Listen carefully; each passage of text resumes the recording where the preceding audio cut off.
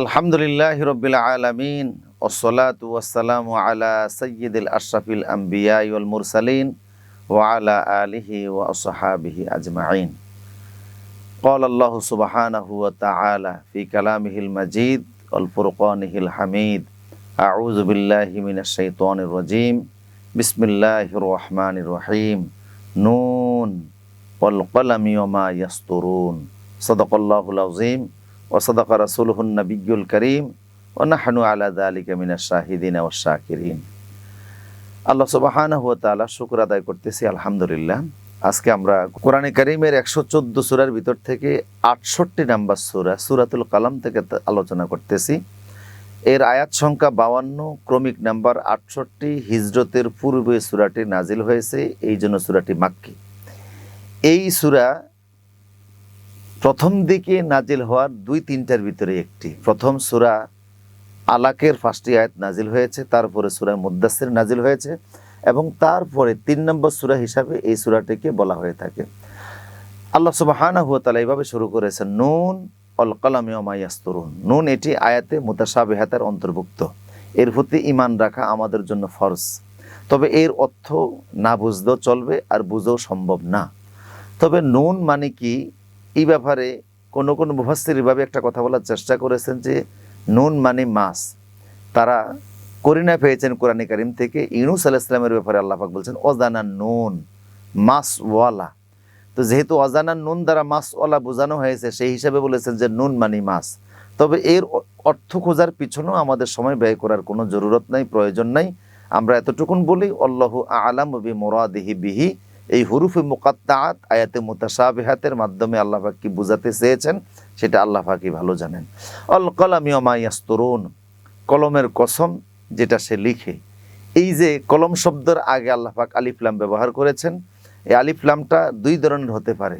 একটা হচ্ছে সামষ্টিক কলম, আলিফ লামের মাধ্যমে বোঝানো হয়েছে, অথবা হতে পারে যে নির্দিষ্ট কলম।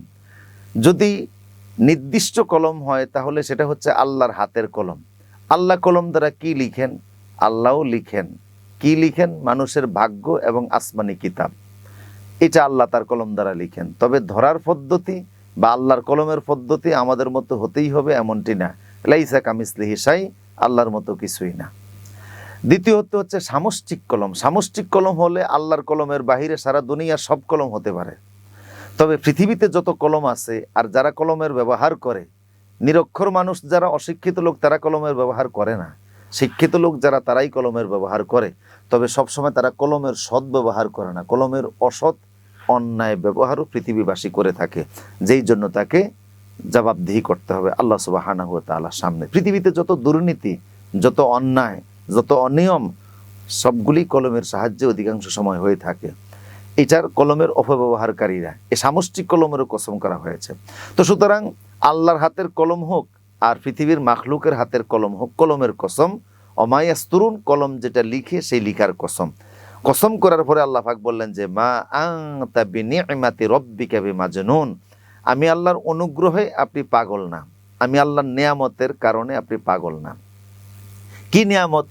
আল্লাহর সবচেয়ে বড় নিয়ামত হচ্ছে 30 পারা কোরআন, নবুয়াত, রিসালাত। এই কোরআনে কারীম আপনার উপর নাজিল করা হয়েছে। আপনাকে নবুয়াত দেওয়া হয়েছে, আপনাকে রিসালাত দেওয়া হয়েছে। ইতিপূর্বে 40 বছর আপনি মক্কার জমিনে অবস্থান করেছেন, মক্কার জমিনে আপনি বেড়ে উঠেছেন। আপনার শিশুকাল, কৈশোরকাল, যৌবনকাল এই মক্কায় অতিবাহিত হয়েছে।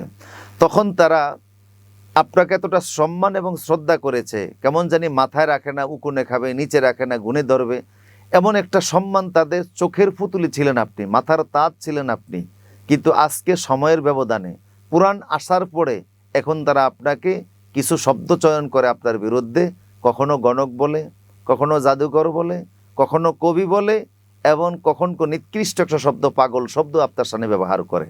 আল্লাহ পাক বলছেন, আমি আল্লাহ বলছি আমার অনুগ্রহে, আমার নিয়ামতে। কি নিয়ামত? কোরআন। কি নিয়ামত? নবুয়াত। কি নিয়ামত? রিসালাত। এই নিয়ামতের কারণে আপনি পাগল না, এটা আল্লাহ সুবহানাহু ওয়া তাআলা ঘোষণা দিলেন। কারণ কোরআন আসার আগে তারা আপনার সাথে শত্রুতা করে নাই। ভালোবাসা, শ্রদ্ধা, সম্মান ছিল সর্বোচ্চ, আকাশচুম্বী। আপনার মাধ্যমে তারা তাদের সমস্যার সমাধান করত, আপনার কাছে আমানত রাখত। কোরআন আসার পরে এখন তারা আপনাকে এই জাতীয় শব্দ চয়ন করে, বোঝা গেল কোরআনের কারণেই তারা আপনার সাথে দুর্ব্যবহার করে। কাজেই কোরআনই আপনার চারিত্রিক অখণ্ডতা সারা পৃথিবী মানুষের সামনে উদ্ভাসিত করবে, প্রকাশিত করবে।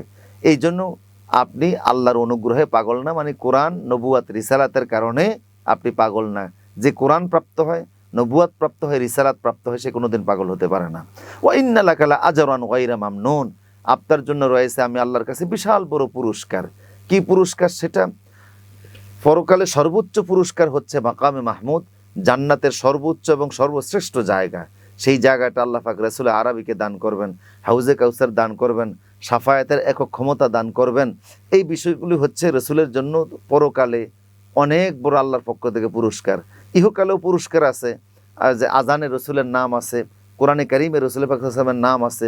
পৃথিবীতে কোরআন থাকবে, আজান থাকবে, সালাত থাকবে, ওয়া রাফা'না লাকা যিকরাক, রাসূলের নামের উচ্চারণও পৃথিবীতে থাকবে। ওয়া ইন্নাকা লাআলা খুলুকিন আযীম, আপনার এই অফুরন্ত নিয়ামত তো রয়েছেই, পাশাপাশি আপনার চারিত্রিক বৈশিষ্ট্য আযীম, এটা বিশাল, এটা মহান। কোরআনে কারীমই হচ্ছে আপনার মূল চরিত্র। যেমন আপনি মনে হচ্ছে যেন জীবন্ত কোরআন, জীবন্ত কোরআন হাঁটতেছে, জীবন্ত কোরআন বসতেছে, জীবন্ত কোরআন কথা বলতেছে, আপনি হচ্ছেন জীবন্ত কোরআন। ফাসাতুবসিরু ওয়া ইউবসিরুন, অচিরেই তারাও দেখবে, আপনিও দেখবেন। বিআইয়িকুমুল মাফতুন, যারা আপনাকে পাগল বলেছে, আসলে কে পাগল এটা অচিরেই প্রমাণিত হবে। ইন্না রাব্বাকা হুয়া আ'লামু বিমান দাল্লা আন সাবিলিহি ওয়া হুয়া আ'লামু বিল মুহতাদিন, আপনার রব খুব ভালো করেই জানেন কে হেদায়েতের উপরে প্রতিষ্ঠিত আছে আর কে গোমরাহির পথে চলছে, এটা আল্লাহ পাক ভালো করে জানেন। ফালা তুতিইল মুকাজ্জিবিন, আপনি মিথ্যাবাদীদের অনুসরণ করবেন না। যারা মিথ্যুক তাদের অনুসরণ আপনি করবেন না, কারণ মিথ্যা একটি অন্যতম পাপ এবং মিথ্যা শিরকের পর্যায়ের একটি অন্যতম গুনাহ। ওয়াদ্দু লাউ তুদহিনু ফায়ুদহিনুন, তারা আপনার সাথে আপোষ করতে চায়, আপনি যদি আপোষ করেন তারাও আপোষ করবে। মক্কার মুশরিকরা রাসূলের সাথে আপোষ করার চেষ্টা করেছিল, আপোষনামা দিয়েছিল, আপোষের জন্য অনেক তারা প্রচেষ্টা চালিয়েছিল। একটা ছিল এইরকম যে আপনি আমাদের সাথে শিরিক করুন, আমরা আপনার সাথে সালাত আদায় করব।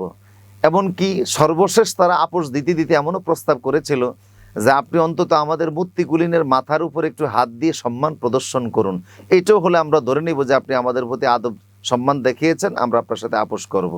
কিন্তু রাসূল আরবি সাল্লাল্লাহু আলাইহি সাল্লাম ইমানের প্রশ্নে, ইসলামের প্রশ্নে তাদের সাথে কখনো আপোষে যাননি।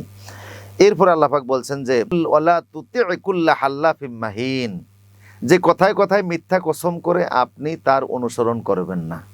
কথায় কথায় মিথ্যা শপথ করে এই লোকটা কে ছিল? আরবের একজন অন্যতম নেতা ওয়ালিদ ইবনে মুগীরা, হযরত খালিদ বিন ওয়ালিদ রাদিয়াল্লাহু তাআলা আনহুর বাবা ছিলেন তিনি ছিলেন সম্ভ্রান্ত এবং অনেক ধন সম্পত্তির মালিক। ওয়ালিদ ইবনে মুগীরা, যিনি মক্কার একজন সম্ভ্রান্ত ব্যক্তি ছিলেন, নেতা ছিলেন, কবি ছিলেন, সাহিত্যিক ছিলেন এবং অনেক অঢেল সম্পত্তির মালিক ছিলেন। মক্কা থেকে প্রায় তায়েফ পর্যন্ত 90 কিলোমিটার রাস্তার দুই পাশের যত জায়গা জমিন, বাগ বাগিচার মালিক তিনি একা ছিলেন। এত সম্পত্তি আল্লাহ তাকে কেন দিলেন? মুফাসসিরে একটা কথা বলেছেন যে তিনি কিছু ভালো কাজ করেছিলেন। যেহেতু কাফের মুশরিকদের দুনিয়ার জাগতিক জীবনের ভালো কাজের প্রতিদান পৃথিবীতে আল্লাহ দিয়ে দিবেন, আখিরাতে দিবেন না, সেই হিসাবে হয়তোবা সে এত সম্পত্তির মালিক ছিল। তার ভালো কাজটা কি ছিল? রাসূল আরবি সাল্লাল্লাহু আলাইহি সাল্লামের যখন 35 বছর বয়স, তখন কাবা শরীফের সংস্কারের প্রয়োজনীয়তা দেখা দিল এবং কাবা শরীফের দেওয়ালটা তখন জীর্ণ শীর্ণ হয়ে গিয়েছে।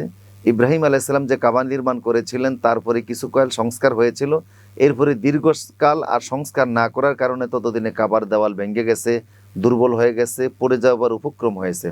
যারা পাশে দাঁড়িয়ে তাওয়াফ করতে চায় তারাও ভীত সন্ত্রস্ত থাকে যে কখন জানি কাবার দেওয়ালটা আমার উপর ভেঙে পড়ে। এই চিন্তার জায়গা থেকে কাবা শরীফের সংস্কার করার দরকার। কিন্তু আবার ভয় পায় অন্যদিকে, যেটা আল্লাহর ঘর, আমরা যদি এর গায়ের উপরে শাবল মারতে যাই, আল্লাহ যদি পছন্দ না করেন, কোনো বিপদ মুসিবত আসে, এটাও তারা ভাবতেছে। তো এক পর্যায়ে ওয়ালিদ ইবনে মুগীরা সাহস করে একদিন এসে বললেন যে আমি সবার আগে কাবার দেওয়ালের উপরে পাথর মারবো, শাবল মারবো, এতে যদি কোনো ক্ষয়ক্ষতি হয় তাহলে আমার উপরে দিয়ে যাবে, তোমরা সেভ হয়ে যাবে। আর আমাদের উদ্দেশ্য তো অসৎ না, আমাদের উদ্দেশ্য হচ্ছে সৎ, আল্লাহর ঘরে সংস্কার করা। জেনে রাখার দরকার যে সেই সময়ের মুশরিকরা আল্লাহ বিশ্বাসী ছিল। ওয়ালা ইন সাআলতাহুম মান খালাকাস সামাওয়াতি ওয়াল আরদ লা ইয়াকুলুন্নাল্লাহ, তাদেরকে যখন জিজ্ঞেস করা হতো যে আসমান এবং জমিনকে কে সৃষ্টি করেছেন, তারা বলতে আল্লাহ পাক সৃষ্টি করেছে। তবে তাদের বিশ্বাসের ভিতরে শিরক ছিল, কিন্তু তারা আল্লাহ বিশ্বাস করত। তো ওয়ালিদ ইবনে মুগীরা সবার আগে গিয়ে কাবার দেওয়ালে যখন শাবল মারা শুরু করলো, তখন আশপাশে যারা দূরে দাঁড়িয়ে ছিল তারা দেখতেছিল যে তার কোনো ক্ষতি হয় না। বরং তার পক্ষে একটা সাপোর্টিং দৃশ্য দেখা গেল। কাবার দেওয়ালের ভিতরে ছোট ছোট সাপ ছিল, দেখা গেল আসমান থেকে এক জাতীয় পাখি এসে ওই সাপগুলি মুখে করে যখন নিয়ে যাচ্ছে, তো দেখা গেল যে তার পক্ষে এটা একটা সাপোর্ট, যে কাবার দেওয়াল সে ভাঙতেছে সংস্কারের উদ্দেশ্যে, এবং এটা আল্লাহর পছন্দ হয়েছে, যার কারণে তার পক্ষে কেমন জানি এই দৃশ্যগুলি দেখা যাচ্ছে। তখন সবাই মিলে এসে কাবার কাজের ভিতরে শরিক হলো। ভাঙ্গা শেষ হয়ে গেল, নতুন করে পুনর্নির্মাণ শুরু হবে। ওয়ালিদ ইবনে মুগীরা দাঁড়িয়ে দীপ্ত কণ্ঠে ঘোষণা দিলেন যে এখানে অবৈধ অর্থকে ব্যয় করা যাবে না, যারা পতিতাবৃত্তি করে সেই অর্থ এখানে ব্যয় করা যাবে না, যারা সুদের ব্যবসা করে সেই অর্থ এখানে ব্যয় করা যাবে না, যারা লুটতরাজ করে সেই অর্থ এখানে ব্যয় করা যাবে না, শুধু বৈধ অর্থ যাদের কাছে আছে তারা এখানে অর্থ দিতে পারবে। এই ঘোষণায় দেখা গেল যে যারা অবৈধ ইনকামদারি অনেক গোত্র, তারা কাবা শরীফে অংশগ্রহণ করা থেকে বাদ পড়ে গেল। এটা তার একটা দীপ্ত কণ্ঠের সাহসী ঘোষণা ছিল, এবং সত্যিকার অর্থেই তাদের কাছে শুধু বৈধ অর্থ দিয়ে কাবা নির্মাণ তারা শুরু করলো। তারা দেখলো যে, তারা জানতে পারলো জেদ্দার পারে, সাগরের পারে একটি কাঠের জাহাজ এসে ভিড়ে আছে এবং ওইটা পরিত্যক্ত। তখন ওই কাঠের জাহাজের কাঠগুলি এনে তারা কাবা নির্মাণ করা শুরু করলো, এবং নির্মাণ করতে গিয়ে তাদের বৈধ অর্থ যখন সংকট দেখা দিল, তখন তারা কাবার একটা অংশ ছেড়ে দিল। বর্তমান যেখানে হাতিমে কাবা, মিজাবের রহমত কাবার ছাদের যে পানি পড়ে নিচের দিকে, সেখান থেকে 7 হাত জায়গা, যেটা বর্তমানে একটা দেওয়াল দ্বারা ঘেরা আছে, এর ভিতরে 7 হাত জায়গায় কাবার নিজস্ব জায়গা, ওই জায়গাটা তারা বৈধ অর্থের কারণে ছেড়ে দিল। সিরিয়ার একজন কাঠমিস্ত্রি এক্ষেত্রে তাদেরকে সর্বোচ্চ মিস্ত্রি সহযোগিতা করলো, তার নাম ছিল কাবুস। তো এইভাবে করে কাবা শরীফ নির্মাণ হয়ে গেল। নির্মাণের পরে পাথর রাখা নিয়ে তাদের ভিতরে একটা তীব্র গোত্রীয় সংকট দেখা দিল। সর্বশেষ তারা সিদ্ধান্ত নিল যে আগামীকাল যিনি তাড়াতাড়ি সবার আগে কাবায় প্রবেশ করবেন তিনি ফয়সালা দিবেন। দেখা গেল যে রসুল আরবি সাল্লাল্লাহু আলাইহি সাল্লাম সবার আগে আসলেন, রসুলের ফয়সালা তারা মেনে নিল। তিনি ওই হাজারে আসওয়াদ, কালো যে পাথরটা আছে, একটা চাদরের ভিতরে রাখলেন। সবাই এসে চাদর ধরে যখন কাবার কাছাকাছি নিয়ে আসলে রসুল আরবি ওই পাথরটা ধরে তার জায়গা মতো ফিট করে সেট করে দিলেন। এইভাবে করে তারা একটা বড় ধরনের সমস্যা থেকে, দুর্ঘটনা থেকে সবাই সেভ হয়ে গেলে রসুলের একটা সুচিন্তিত সিদ্ধান্তের কারণে। আর সব নবীরা জন্মগতভাবে এইরকম বুদ্ধিমত্তা থাকে, এরকম নিয়েই নবীরা জন্মগ্রহণ করে। এটা আল্লাহ তাদেরকে নবীদেরকে মৌলিকভাবেই এই জ্ঞান বুদ্ধি দান করে থাকেন। তো ওয়ালিদ ইবনে মুগীরার নেতৃত্বে যেহেতু এই কাজটা হয়েছে, কেউ কেউ বলেন হয়তো বা এই ভালো কাজের কারণেই আল্লাহ তাকে দুনিয়াতে এত সম্পদ দান করেছেন। তবে অন্য অনেক কাফেরাই তো রসুলকে গালিগালাজ করেছে, পাগল বলছে, গণক বলছে, কবি বলছে। কিন্তু ওয়ালিদ ইবনে মুগীরাকে বিশেষভাবে আল্লাহ পাক কোরআনে এখানে এসে সূরা কলমের ভিতরে চিত্রায়িত কেন করলেন, তার চরিত্রটাকেই কেন তুলে ধরলেন যে ওয়ালা তুতি কুল্লা হাল্লাফিম মাহিন হাম্মাজিম মাশাইম বিনামিম মান্নাইন লিল খায়রি মুতাদিন আতিম উতুল্লিম বাদা যালিকা জানিম। কেন তাকে এভাবে চিত্রায়িত করলেন? এর কারণ হিসেবে মুফাসসিররা বলেছেন যে সে ইসলাম গ্রহণ করেছিল, মুমিন হয়েছিল। সে তার পরিবারের কাছে গিয়ে বলল যে আমি মুহাম্মদের কাছ থেকে যা শুনেছি সে রাসূলের কণ্ঠে সূরা নাহালের 90 নম্বর আয়াতের তেলাওয়াত শুনে কোরআনের বক্তা হয়ে গিয়েছিল। ইন্নাল্লাহা ইয়া'মুরু বিল আদলি ওয়াল ইহসান ওয়া ইতা'i যিল কুরবা ওয়া ইয়ানহা আনিল ফাহশাই ওয়াল মুনকারি ওয়াল বাগি ইয়া'iযুকুম লাআল্লাকুম তাযাক্কারুন। এই আয়াতে কারিমের তেলাওয়াত শুনে সে তার পরিবারের কাছে গিয়ে বলল যে মুহাম্মদ সত্য, কোরআন সত্য, ইসলাম সত্য। এই আওয়াজ চতুর্দিকে ছড়িয়ে পড়লো যে ওয়ালিদ ইবনে মুগীরা সাবি হয়ে গেছে, ইসলাম ধর্মের অনুসারী হয়ে গেছে। তখন আবু জেহেল চাদর মুড়ে দিয়ে তার কাছে আসলো, এসে খুব মন খারাপ করে রাগ করে বসে আছে। ওয়ালিদ ইবনে মুগীরা বলে, বাতিজা তোমার কি হয়েছে, কথা বলো। কয় আর কি কথা বলবো, আপনি মুহাম্মদের বাড়িতে গিয়েছেন, দাওয়াত খেয়েছেন, তার থেকে আর্থিক সহযোগিতা এনেছেন, আজকে আপনি তার পক্ষে কথা বলছেন, আমরা আর কি বলবো। উল্টো একটা কথা বললো, যেহেতু আবু জেহেল একজন বড় মানের রাজনৈতিক নেতা ছিল, ইসলাম তার মধ্যে ছিল না, কিন্তু কাফের হলো, তার ভিতরে রাজনৈতিক দূরদর্শিতা ছিল, কথার মায়ের সে জানতো। এমন এক কথা দিয়ে ওয়ালিদ ইবনে মুগীরাকে সে আটকে দিল। ওয়ালিদ ইবনে মুগীরা রেগে উঠলেন যে আমার টাকা পয়সা ধন দৌলতের কথা তোমরা জানো, কত বিশাল ভূসম্পত্তির মালিক আমি, আর আমি মুহাম্মদের বাড়িতে দাওয়াত খাবো। আবু জেহেল তখন সুযোগ নিয়ে বলল, দাওয়াতই যদি না খাবেন তো তাহলে তার পক্ষে কথা বলছেন কেন? ওয়ালিদ ইবনে মুগীরা বললেন যে দেখো, তার পক্ষে কথা না বলে উপায় আছে। তার তেলাওয়াত আমি শুনলাম, আমার কাছে মনে হচ্ছে এটা কোনো মানুষের কথা নয়, এটা আল্লাহর কালাম। তোমরা তাকে গণক বলো, বলো তো গণক যেই কাজ করে কোনোদিন কি তার মাধ্যমে কোনো জিনিস তোমরা গণাইছো? কয় যে না, আমরা কখনো গণাই নাই। তোমরা জাদুকর বলো, কোনো জাদুর আছর কি তোমরা তার কাছ থেকে কখনো পেয়েছো? কয় না। তোমরা তাকে কবি বলো, কবিত্বের কোনো বিষয় কি তোমরা তার কাছ থেকে ইতিপূর্বে দেখেছো? না, সেটাও আমরা দেখি না। তোমরা তাকে পাগল বলো, পাগল হওয়ার কি কোনো আলামত তার মধ্যে তোমরা পেয়েছো?